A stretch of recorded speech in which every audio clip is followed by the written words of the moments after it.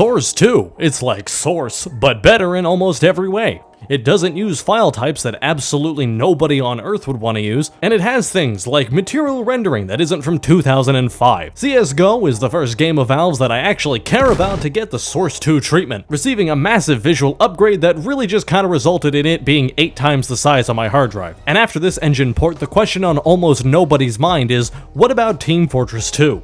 What about Team Fortress 2, am I right? No, but seriously, the prospect of a Source 2 Team Fortress 2 or a Team Fortress Source 2 or stalking single dads at the park is a tantalizing offer. If Team Fortress 2 were to be ported into Source 2, it would be effectively an entire remake of the game, offering all of the advantages of a brand new engine that we could get. And in fact, some fans have already taken it upon themselves to try and recreate Team Fortress 2 in a version of the new engine, because Gmod is as close as we're gonna get to a Source 2 SDK. Thanks Valve, I'm glad you suck now, but there is a question. Would Team Fortress 2 actually benefit from a Source 2 upgrade? Now, as somebody who has almost no coding experience and literally zero experience with the Source SDK or with Source 2 in basically any capacity beyond playing CSGO one time, I am highly qualified to give basically meaningless conjecture about this topic. Also, the owner of the gray 2009 Honda Accord you left your lights on. What are the actual advantages of a potential Source 2 upgrade? What do we stand to gain? What do we stand to lose? Am I finally out of ideas for videos? Let's find out. First off is the obvious. As a narcissistic liar, I can basically confirm that if Team Fortress 2 were to get a Source 2 upgrade, we would all receive $30,000. And also there is the major and most obvious change in that Team Fortress 2 would receive a heavy, basically transformative visual upgrade. However, this is somewhat of a weird topic for Team Fortress 2 because Team Fortress 2 is not a game that is trying to be photorealistic in any capacity. The major graphical advantages of Source 2 over Source 1 are how it renders materials and how it does lighting. One of the biggest things Source 2 brings in over Source 1 is PBR materials. For those of you who don't know what that is, and I don't blame you, that stands for peanut butter rally type, and also in some circles photo-based realism. A lot of you might be familiar with textures in video games. It's basically this thing that we wrap around the geometry of a model to make it look like something that isn't just a gray blob. Back in ye olden times, you would just have your model, you would unwrap it, which is basically turning your 3D surface into a 2D image you can paint on, and then you would apply a texture to it, and that was pretty much it. And you could slap anything you wanted on there. Wood, sand, dirt, last frame before the body cam turns off, anything.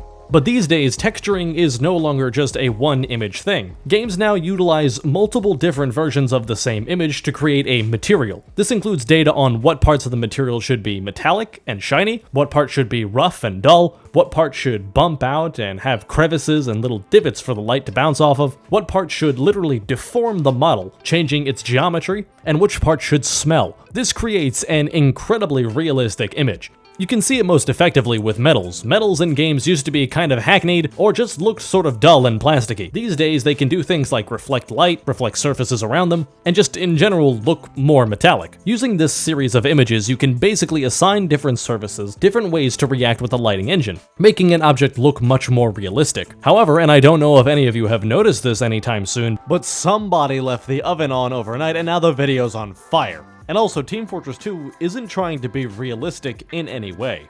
Thank God. But it isn't just that Team Fortress 2 looks stylized, so it doesn't benefit from these new technologies, because there are a lot of games that are heavily stylized and still use a PBR workflow to create really good results, like Sea of Thieves. Too bad that game sucks, but it does prove that your game doesn't have to look like something a neo school shooter would masturbate over to benefit from this new technology. However, as it stands, it would require a lot of work. Now, that being said, Valve has $14 billion hidden around in their office somewhere, probably in the same pit they push all the interns who ask if they can have a bite of Gabe's sandwich. So saying something would require a lot of work doesn't really apply to a major entertainment corporation. And I may not know exactly how much liquid Valve has, but it's probably at least enough to hire a guy to go into Photoshop. To prove this, I have $283 to my name, somebody help, and I decided to make a PBR version of the black box in GIMP, the even cheaper thing, and here it is. Now, of course, this is still somewhat of a stylistic change, and I could imagine some people would have reservations about it, but even if we didn't do this for the game, there are other things that you could do with Team Fortress 2 that would generally improve the way it looks without compromising its style. For example, you could give Soldier boobs, or you could do what CS2 did and redo all of the weapon models. Now, this is again probably something a little too deep for Team Fortress 2 players to fully understand unless you're one of the 19 of us that have a brain, but Team Fortress 2 models don't look amazing. They look fine because of the simplistic art style, but compared to pretty much any other game made today, they look very blocky and very low poly. There's nothing inherently wrong with that, it's just that smoother edges look better. And in addition, the lighting would greatly improve. A lot of people seem to have a problem with the way CS2 looked versus CSGO. They all said that it was too bright and too colorful because they've never been outside, so they don't know how light works. But Team Fortress 2 is already a really bright and colorful game, so the bouncier, more intense lighting would complement the game better than it did for CSGO. There are also a lot of opportunities to fix other stuff as well, like upscaling some of the textures, and maybe removing that weird pile of photorealistic human feces that's at the back of the shack on Upward. Or Sniper, I'll take either one. There could be some concerns about the quality of upscaling these textures since they were hand-drawn, and after all, it's pretty hard to redo a texture perfectly, but with the advent of generative AI, it's actually not that bad anymore, and I've found that it does a pretty good job with Team Fortress 2. The ray trace black box I showed off earlier uses upscaled textures, and frankly, it looks great. And of course, it's extremely easy to use and extremely efficient, especially when compared to actually doing this by hand. Anybody can do it. Here, let me show you. ChatGPT, please make me an upscaled version of this image.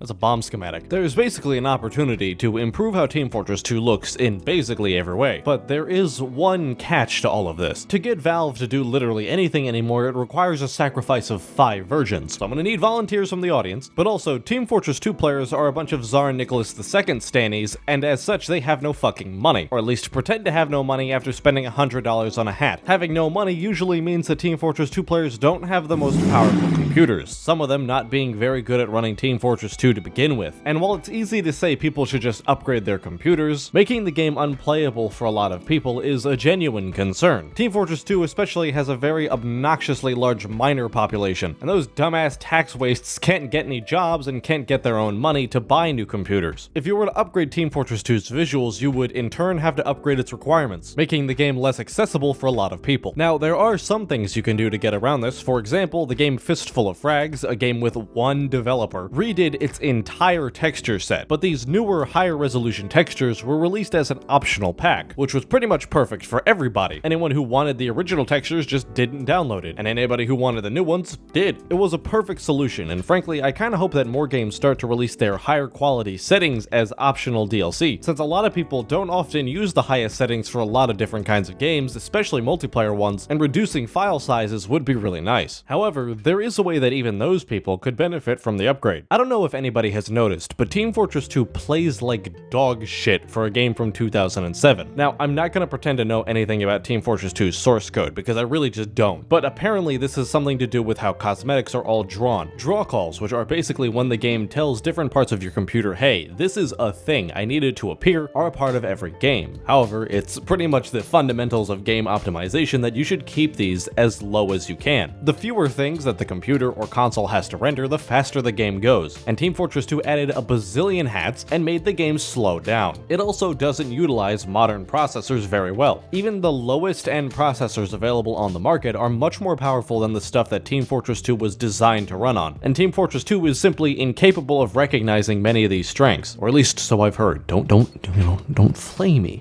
And these optimizations would be great for the game. However, this more so leads into what is effectively the white whale of this entire discussion. A Source 2 upgrade would give Valve a reason to care about Team Fortress. Aside from a hard drive full of combat footage, this is one of the most desirable things Team Fortress 2 players could get. And when you're talking about this, the world is basically your oyster. They could fix anything. They could fix the dog shit weapons that barely work. They could fix some of the terrible map design. They could put all of the friendlies into a bandsaw. They could fix some of the clipping. They could do literally anything they wanted. And I know that a lot of people say that this possibly can't happen because the Team Fortress 2 source code is just just too much of a mess for anybody to work with. But the thing is that I'm fairly certain 99% of you have no idea what you're talking about because you've never worked with it, but apparently it's not so bad that some guy on Twitter and a bunch of people on the workshop weren't capable of making a lot of fixes. So I simply don't believe that it's unsalvageable. And I'm not calling you all liars, but I am. Jokes aside, an entire overhaul of the game is pretty much the perfect opportunity for Valve to fix whatever issues they have with Team Fortress 2 as well. They could rewrite any parts of the codebase that supposedly make the game difficult to deal with. They could launch it as an exciting new product, taking advantage of whatever it is they're interested in right now. Hell, they could even change parts of the game that these days maybe don't hold up as much as we thought they did. Now, I know this one is really dangerous for Team Fortress 2 players. Suggesting that they change the gameplay other than just by adding new weapons is like poison to Reddit. But I genuinely think there are a lot of things about Team Fortress 2 that you could change or even just add that would make the game overall better. I think the reliance on medic is kind of stupid. I think sniper should be changed. I think spy could use a sort of an overhaul. I think heavy is boring. And who knows what Valve could come up with. No one is more capable than they are, except for all of the people who are, to make new additions to Team Fortress 2 that would actually be like,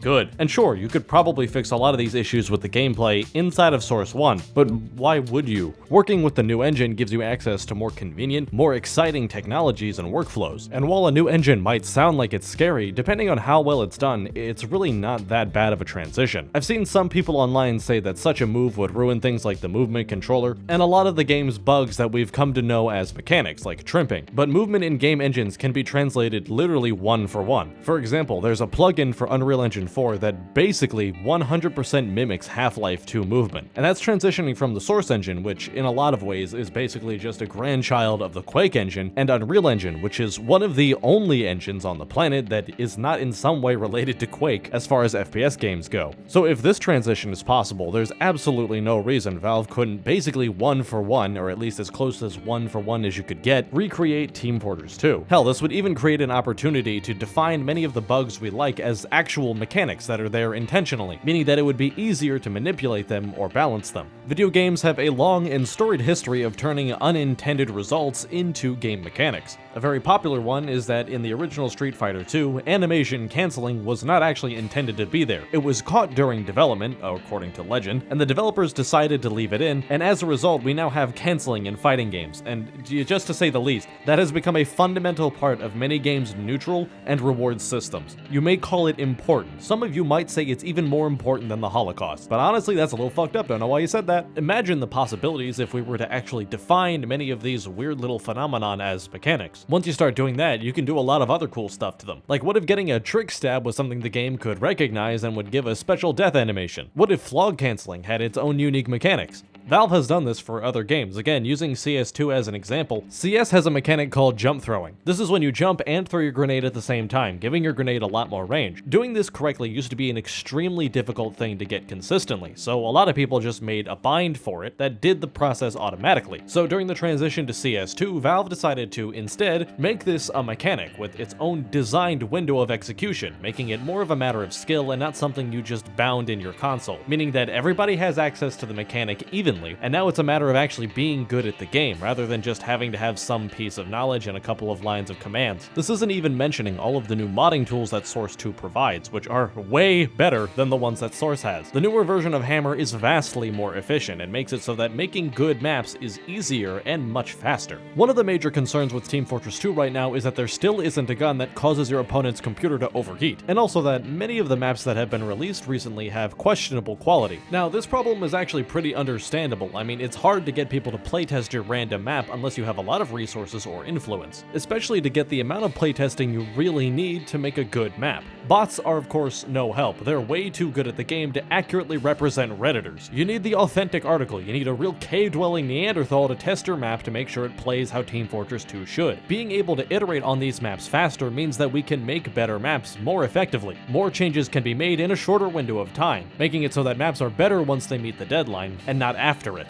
But finally, to close out, does this conversation make anybody else kind of feel weird? Like, like somebody's I was watching you. Like, this is such a unique topic for Team Fortress 2 to care about. Almost any other game on Earth would be happy to have a brand new engine and all of the improvements that could come with it. Only here on this tiny, crusty corner of the internet is such a concept maybe negative. Like, I'm pretty sure Bethesda fans would stab a puppy to get a new engine, whereas Team Fortress 2 players have to scour the very depths of human consciousness to come up with excuses as to why this would not be a good thing. It's such a weird phenomenon that this community is so absolutely abhorred by the possibility that their game could not be perfect right now, and that maybe further efforts could be made to improve it. They bitched for 6 years that they didn't get updates, and then they were given the tools to just make their own updates, and now they're bitching about that too. If you look up Source 2 on a lot of different community sites, the very notion of a Source 2 port has a lot of people very upset, and they will come up with the tiniest minutia to explain why this cannot be allowed to happen. Like, obviously these rat men don't represent the entire community, and there's plenty of people who are down for a Source 2 port, or even sometimes a Team Fortress 3, but honestly, I think it's weird that this is even a discussion. Not because criticizing Valve is a bad idea, no, criticizing Valve is great. In fact, you should go to the office they rent out with pickaxes and just start breaking windows, but this is merely one in a laundry list of things Team Fortress 2 players don't want to have happen to Team Fortress 2. Though personally, I'm in the opposite camp. I think that something drastic is exactly what Team Fortress 2 needs. It either needs a complete overhaul, a sequel, or to become the inspiration for a next generation of games like it, instead of harping over the art style or the current status of the game over and over and over again. But yeah, that's pretty much all I have to say on the matter. Team Fortress Source 2, in my opinion, as long as Valve is not literally the most incompetent group of people on the planet, and they're not, would be fantastic. Make sure to join me next time where we harp on about the art style and current state of Team Fortress 2. See ya!